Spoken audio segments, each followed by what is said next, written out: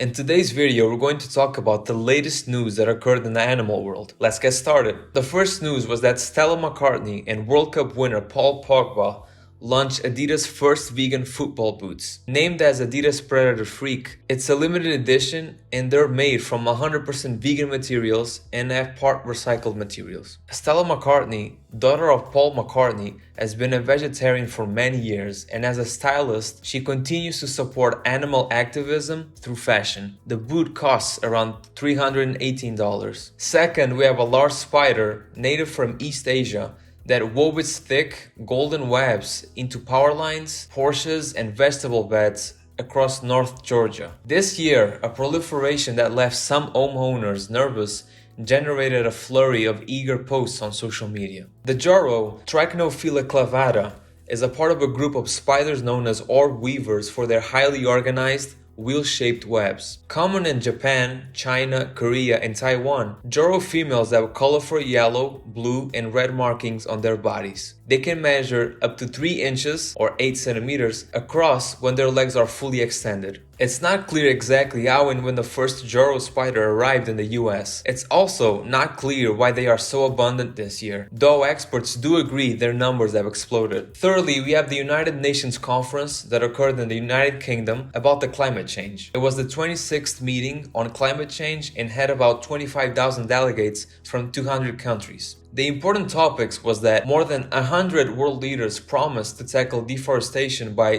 2030, which is very important because trees can absorb vast amounts of CO2, and with deforestation we will have less trees to make that job and will cause a negative impact on ecosystems. Another topic was that more than 40 countries have agreed to abandon coal, the single largest contributor to climate change. Some of the world's most coal-dependent countries, including Australia, India, China, and the US, have not signed up.